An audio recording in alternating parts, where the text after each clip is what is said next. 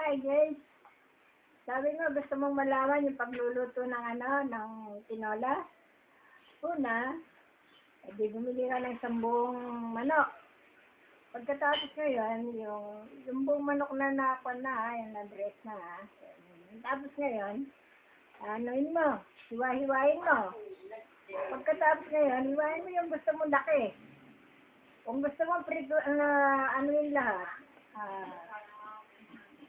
tinola lahat,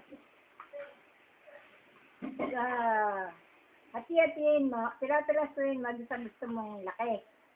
Pagkatapos ngayon, magsaka ng bawang, sibuyas, saka luya.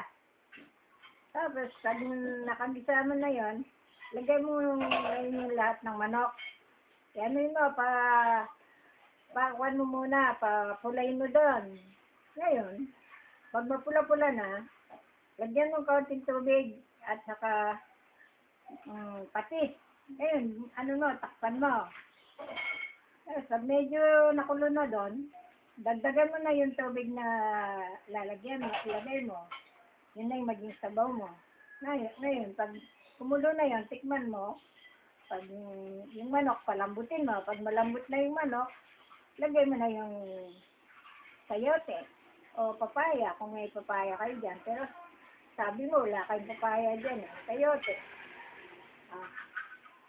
Tapos ngayon, pag kumulo na yan, lagay mo na yung, pag malambot na yung manok mo, at malambot na yung sayote, malambot na last yun, lagay mo na yung daon na sili. Tapos tikman mo. Ngayon, yung gusto mong timpla, ihay mo na. Yun ang gawin mo. Tapos na, luto na. Okay na yung tinola mo. Wala kang kasama dyan. Hintayin mo lang, darating na tiyanan mo. Nag-ingat tayo dyan. Baka,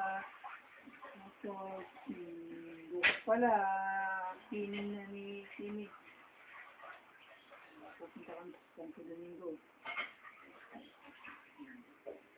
Okay. How are you? Love you. Bye-bye!